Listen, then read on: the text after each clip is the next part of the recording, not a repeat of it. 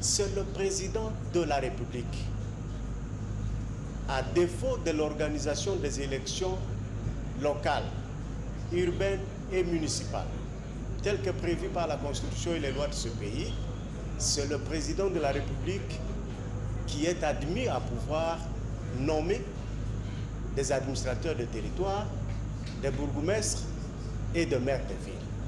C'est ce qui vient d'être fait sur proposition du gouvernement à travers mon humble personne, parce que c'est moi aujourd'hui le ministre de l'Intérieur. Donc c'est dans l'absolu d'égalité que ces nominations sont intervenues. Vous voulez parler de tout ce qu'on a pu vivre à travers certaines provinces. Il ne faut pas généraliser la situation quand même. C'est dans combien de provinces? Et dans ces provinces-là, nous comprenons, on essaie de comprendre, même si on se retrouvait dans une même famille et que l'on nommait tel, alors que son frère également attendait qu'il soit nommé, mais ce frère-là peut avoir sa manière de pouvoir contester. Monsieur le vice-premier ministre, ordonnance rendue publique, bientôt on va faire 1 mois, mais à quand la notification des nouveaux promus? Il faut reconnaître que lorsque ces ordonnances sont rendues publiques, je ne me trouvais pas au pays. Et quand je reviens, je me suis mis en contact avec le directeur de cabinet du chef de l'État qui était en train de préparer les dossiers.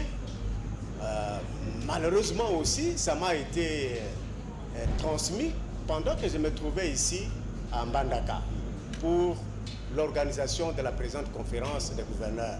Mais vous avez suivi tout à l'heure, là, je l'ai annoncé, le secrétaire général de l'Intérieur, secrétaire permanent de la conférence des gouverneurs, l'a annoncé et je suis allé expliciter la pensée pour dire que je demandais aux 5 gouverneurs de l'ancien espace du Grand Équateur pouvoir donner le message à tous ceux de leurs compatriotes nommés par les ordonnances du président de la République de pouvoir participer demain à des notifications que je vais commencer à partir de l'Équateur parce que les dossiers m'ont été déjà envoyés par mon vice-ministre qui est resté à Kinshasa. Donc, plus de problèmes, pas de confusion.